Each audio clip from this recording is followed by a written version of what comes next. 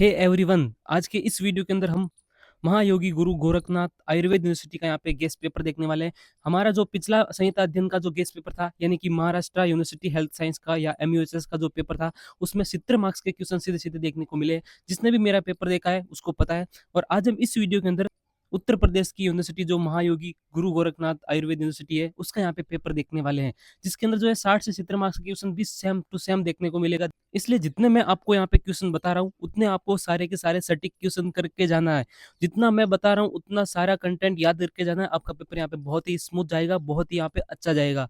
हल्का से यहाँ पे बैकग्राउंड के अंदर यहाँ पे कुछ आवाज आ सकती है, इसलिए उसको आप कोऑपरेट करना। और यहाँ पे मैं एक और बात बता दूं कि जो भी मैं आपको LAQ बता रहा हूँ या जो मैं SAQ बता रहा हूँ, वो हो सकता है कि एक दूसरे के अंदर चेंज हो जाए। यूनिवर्सिटी इतना अपन को चकमा देती है कि जो मैं आपको SAQ बता रहा हूँ वो LAQ के अंदर पूछ ले, या जो मैं LAQ बता रहा हूँ वो SAQ के अंदर पूछ ले। इसलिए आपको अच्छा सा यहाँ पे कंटेंट, इन जो भी मैं क्वेश्चन बता रहा हूँ उनका अच्छा कंटेंट आपको याद करके जाना है। और गेस्ट पेपर के बाद में आपको MCQ की भी प्रैक्टिस यहाँ पे करनी है। MCQ आप कहाँ पे मिलेगा, तो MCQ का हमने ऑलरेडी यहाँ पे वीडियो अपलोड कर चुके हैं। मैं यहाँ पे आई बटन पे या जो डिस्क्रिप्शन में लिंक दे दूंगा, आपको वहां से सारे MCQ करके जाना है। वहाँ पे बहुत सारे MCQ है, आपको यहाँ पे MCQ वो सारे के सारे यहाँ पे लगा के जाना है। और जिसको भी यहाँ पे और MCQ चाहिए, तो यहाँ पे मेरा ये जो एक प्रोग्राम है उसके अंदर यहाँ पे सारे MCQ आपको मिलेंगे। वहाँ पे आपको ज्वाइन करना है तो मेरे को व्हाट्सएप पे मैसेज करो, और मिनिमम आपको सब्सक्रिप्शन लेना है और आप मेरे से यहाँ पे ज्वाइन कर सकते हो। आपको सारा PDF वगैरह यहीं पे मिलेगा। तो सबसे पहले जो है हम यहाँ पे लॉन्ग क्वेश्चन यहाँ पे देखते हैं, LAQ यहाँ पे देखते हैं कि LAQ के अंदर क्या क्या क्वेश्चन देखने को मिल सकता है। तो सबसे जो पहला क्वेश्चन है वो साध्य असाध्यता से रह सकता है आपका। अष्टांग हृदय के अनुसार या चरक के अनुसार इंपॉर्टेंट है। चरक के अनुसार साध्यता का वर्णन करो या चरक के अनुसार असाध्यता का वर्णन करो। इसकी टाइप्स भी इंपॉर्टेंट है, टाइप्स भी यहाँ पे पूछ सकता है। इसलिए साध्य असाध्यता जो है, जो भी चार्ट दे रखा है अच्छे से उसको करके जाना है। साध्य असाध्यता इंपॉर्टेंट है, ध्यान रखना। उसके बाद जो है यहाँ पे चिकित्सा चतुष्पाद भी पूछ सकता है। चिकित्सा चतुष्पाद इंपॉर्टेंट है, आपको श्लोक के साथ में याद करना है। चरक के अनुसार भी बता रखा है और अष्टांग हृदय के अनुसार भी बता रखा है। वाग्भट आचार्य हैं, उन्होंने भी यहाँ पे ये बता रखा है। दोनों के अकॉर्डिंग आपको करना है। जो यहाँ पे आपको इजी लग रहा है वो वाले श्लोक करो, कोई दिक्कत नहीं है, बट यहाँ पे अच्छे से इनके चारों के यहाँ पे श्लोक करके जाओ। द्विविध चिकित्सा इंपॉर्टेंट है, ध्यान रखना, ये भी पढ़ के जाना आपको। चैप्टर फर्स्ट जो है पूरा का पूरा इंपॉर्टेंट है। अष्टांग हृदय का चैप्टर फर्स्ट पूरा इंपॉर्टेंट है, क्योंकि यहाँ पे जो है पूरा बेसिक भरा है। आपको यहाँ पे इनके श्लोक वगैरह सब कुछ यहाँ पे करके जाना है। चैप्टर फर्स्ट के कम से कम अच्छे से श्लोक करो, जो जो इंपॉर्टेंट है, क्योंकि यहाँ पे ये बेसिक है। आप कहीं पे भी इसके जो श्लोक है वो चिपका सकते हैं। दूसरा जो LAQ है वो ऋतुचर्या से आपका आ सकता है या दिनचर्या से भी रह सकता है। इसके अंदर आपको काल का वर्गीकरण पूछ सकता है। काल का वर्गीकरण सीधा सीधा यहाँ पे पूछ सकता है। आदान काल, विसर्ग काल आपको अच्छी तरीके से पढ़ना है। साथ में भी पूछ सकते हैं या दोनों अकेले भी पूछ सकते हैं, इसलिए आपको अच्छा सा यहाँ पे कंटेंट तैयार करना है। दक्षिणायन, उत्तरायण इसी को बोलते हैं। ये इसी इसी नाम से यहाँ पे दूसरा भी पूछ सकता है। चरक और अष्टांग दोनों के अनुसार आपको करके जाना है। दोनों के अकॉर्डिंग जो है कोई भी एक याद कर लो, दोनों सेम ही है लगभग। इसके अंदर इतना डिफरेंस नहीं है। काल का वर्गीकरण इंपॉर्टेंट है। आपको जो है कुछ ऋतु यहाँ पे देखनी है, जैसे कि हेमंत ऋतु, ग्रीष्म ऋतु, शरद ऋतु और हंसोदक। हंसोदक आपके लिए इंपॉर्टेंट है, हंसोदक करके जाओ। और ऋतु संधि, जो ऋतु संधि है ना, ऋतु संधि यहाँ पे मैंने लिखा नहीं, बट यहाँ पे मैं आपको बता रहा हूँ ऋतु संधि भी करके जाओ। ऋतु संधि भी इंपॉर्टेंट है, इसलिए मैं बता रहा हूँ आपको कि आपको वीडियो स्किप नहीं करना है। आपको सारी के सारे जो भी मैं बात बता रहा हूँ वो आपको अच्छी तरीके से सुनना है, क्योंकि मैं कुछ क्वेश्चन यहाँ पे ऐसे ही बोल के बता देता हूँ। तो आपको हंसोदक, हेमंत, ग्रीष्म, शरद इस प्रकार से ये जो है ऋतु करनी है, और आपको ऋतु संधि भी करनी है। दिनचर्या के सारे टॉपिक इंपॉर्टेंट है। दिनचर्या का यहाँ पे क्या इंपॉर्टेंस देखने को मिलता है अपने डेली लाइफ के अंदर, आपका धूमपान विधि इंपॉर्टेंट है, व्यायाम और अभ्यंग, ये यहाँ पे 3 टॉपिक जो इंपॉर्टेंट देखने को मिल रहे हैं। ओके। उसके बाद जो है तीसरा LAQ आपका वात पित्त कफ तीनों पे यहाँ पे रह सकता है। वात पित्त कफ तीनों से यहाँ पे आ सकता है। क्योंकि मैं यहाँ पे तीनों क्यों बता रहा हूँ, क्योंकि यहाँ पे अपने क्रिया शरीर के अंदर हमने वात पित्त कफ तीनों यहाँ पे अच्छी तरीके से पढ़ा है, और वहाँ पे हमने श्लोक भी अच्छी तरीके से याद किया है। इसलिए मैं आपको एक अकेला नहीं बता रहा, आपको तीनों याद करने हैं, क्योंकि ये अपने क्रिया शरीर के अंदर भी काम में आएगा। आपको स्थान, इसके कर्म, इसके प्रकार, इसका संचय, प्रकोप, प्रशमन किस तरह से होता है, ये आपको अच्छी तरीके से देखना है। दोष धातु वर्धित है और उसका चिकित्सा क्रम भी आपको आना चाहिए। दोष धातु का वर्धित है किस प्रकार से होता है, उसका चिकित्सा क्रम किस प्रकार से रहेगा, ये आपको आना चाहिए। धारणीय वेग अच्छे से करो। धारणीय वेग आपको अच्छे तरीके से करना है। धारणीय वेग इंपॉर्टेंट है, यहाँ से सीधा सीधा आपका LAQ देखने को मिल सकता है। अधारणीय वेग को भी आप अच्छे से करके जाओ। अधारणीय वेग की जो भी डेफिनेशन है, कितने टाइप्स के हैं, चरक ने यहाँ पे कितने बता रखे हैं, अष्टांग ने आपने कितने बता रखा है, ये सारे के सारे यहाँ पे करके जाओ। सबकी यहाँ पे जो चिकित्सा वगैरह दे रखी है आपको अच्छी तरीके से करना है, क्योंकि LAQ अगर आएगा तो आपको सब सारा का सारा यहाँ पे इसके अंदर लिखना ही पड़ेगा। सारा का सारा यहाँ पे लिखना पड़ेगा, इसलिए अच्छी तरीके से करके जाओ।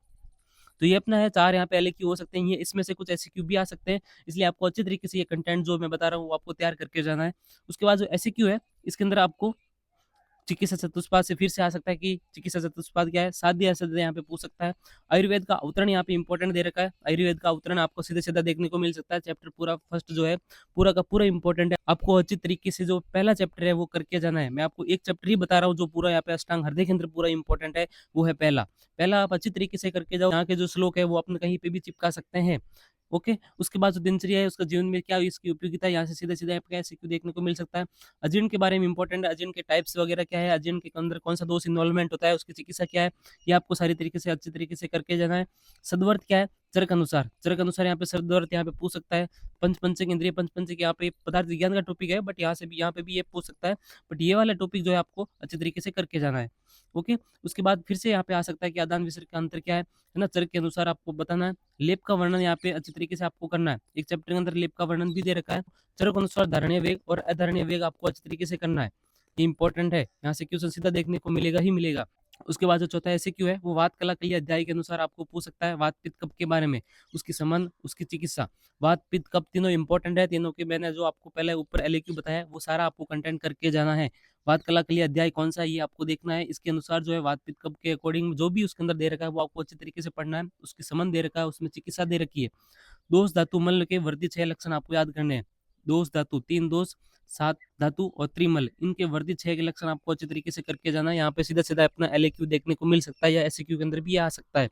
ओके, उसके बाद जो है पांचवा जो एसक्यू है वो चरक के अनुसार आपको आयु और आयुर्वेद के बारे में जो भी यहाँ पे दे रखा है उसके लक्षण है, उसके स्वरूप है, वो आपको अच्छे तरीके से पढ़ना है। आयु और आयुर्वेद के बारे में अच्छे तरीके से पढ़ो। त्रिसूत्र कौन सा है, हेतुलिंग औषध जो है वो आपको अच्छे तरीके से आना चाहिए, उसका सूत्र भी आना चाहिए। षट पदार्थ कितने होते हैं, है ना, कौन-कौन से हैं, किस ऑर्डर के अंदर है, कौन, इन सभी का आपको श्लोक जो है याद होने चाहिए। और सामान्य विशेष सिद्धांत जो है वो आपको अच्छे तरीके से याद करना। सामान्य विशेष सिद्धांत इंपॉर्टेंट है। सामान्य विशेष सिद्धांत जो है यहाँ पे एमसीक्यू के अंदर सीधा-सीधा यहाँ पे पूछ सकता है। उसके बाद जो है पंचविध कषाय कल्पना से आपका हो सकता है कि क्वेश्चन आ जाए, अभी चांस इतना नहीं है इसका, बट विरुद्धार इंपॉर्टेंट है। विरुद्धार से यहाँ पे क्वेश्चन आ सकता है, विरुद्धार इंपॉर्टेंट है। और स्वस्थ चतुष्मय मात्राशीत्य महत्व क्या है, यहाँ पे मात्राशीत्य महत्व का यहाँ पे आपको वर्णन करना है, स्वस्थ चतुष्मय। ओके, उसके बाद जो है सातवां अपना जो एमसीक्यू है वो यहाँ पे रस से रह सकता है। रस से यहाँ पे एमसीक्यू रह सकता है जिसके अंदर आपको रस के गुण, लक्षण और कर्म, कम से कम ये तो याद करो। रस के गुण, कर्म और लक्षण ये आपको अच्छी तरीके से याद होना चाहिए। और उसके बाद जो है, जो मैं आपको 3 यहाँ पे बता रहा हूँ जैसे कि मधुर, अम्ल और लवण, इन तीनों को अच्छी तरीके से करके जाओ। कटौती कषाय जो है उनकी हो सकता है आप एक दो बार रीडिंग मार लो, नहीं याद हो रहा था कोई बात नहीं, बट यहाँ पे तीनों के यहाँ पे अच्छी तरीके से करके जाओ। पंचभौतिक संघटन सभी का आपको आना चाहिए। दोषों पर प्रभाव क्या है, सभी का आपको आना चाहिए। ये इंपॉर्टेंट है, आज यहाँ से जो है एमसीक्यू देखने को मिल सकता है। उसके बाद जो है त्रियो उपस्तंभ से यहाँ पे सीधा-सीधा आपका एमसीक्यू देखने को मिल सकता है। त्रियो उपस्तंभ में जो भी 3 आते हैं वो आपको अच्छे तरीके से करना है। तीनों को आपको अच्छे तरीके से यहाँ पे आना चाहिए। तीनों यहाँ पे आना चाहिए, चरक के अनुसार अलग है, वाघ भट्ट ने यहाँ पे अलग बताया थोड़े से, तो आपको अच्छे से करो इसको। विषदाता के लक्षण क्या है और आम विष इंपॉर्टेंट है, आम विष आपको करना है, विषदाता के लक्षण भी आपको करके जाना है। आम विष इंपॉर्टेंट है, ध्यान रखना। उसके बाद जो उपक्रम यहाँ पे देखने को मिलेगा ही मिलेगा आपको एक क्वेश्चन उपक्रम के बारे में, वात पित्त कफ तीनों के उपक्रम यहाँ पे ध्यान रखना है आपको। अष्टत्रिक क्या है, अष्टत्रिक आपको पढ़ के जाना है। त्रिविध बल क्या है, ये भी आपको पढ़ के जाना है। ये तीनों टॉपिक इंपॉर्टेंट है, यहाँ से आपको एक क्वेश्चन 100% देखने को मिलेगा। तीनों टॉपिक इंपॉर्टेंट है, आपको एक क्वेश्चन यहाँ पे 100% देखने को मिलेगा, इसलिए इनको जो है अच्छी तरीके से आपको करके जाना है। कुछ यहाँ पे मैं एक्स्ट्रा टॉपिक भी बता रहा हूँ क्योंकि मैंने पिछली बार एमयूएचएस के अंदर भी बताया और वहाँ से भी क्वेश्चन फंसे हैं, इसलिए आपको भी मैं बता रहा हूँ, यहाँ से क्वेश्चन सीधे सीधे यहाँ पे आ सकते हैं। जैसे कि पादांशी क्रम के अंदर यहाँ पे पूछ सकता है आपको मानस और आगंतुक जो रोग क्या है, इसके बारे में यहाँ पे ऐसे क्यों पूछ सकता है। वमन और विरेचन के योग कौन कौन से होते हैं, यहाँ से इंपॉर्टेंट क्वेश्चन आ सकता है ना। वमन विरेचन योग आपको एक बार देख के जाना है। मानस आगंतुक यहाँ पे रोग एक बार देख के जाना है। पादांशी क्रम क्या होता है, ये चरक के अंदर सब कुछ यहाँ पे मेंशन कर रखा है। और 2 पेज के लिए आपको महाकषाय भी यहाँ पे तैयार करके जाना है। महाकषाय के अंदर जैसे कि जीवनीय महाकषाय आपको सीधे सीधे यहाँ पे पूछ सकता है।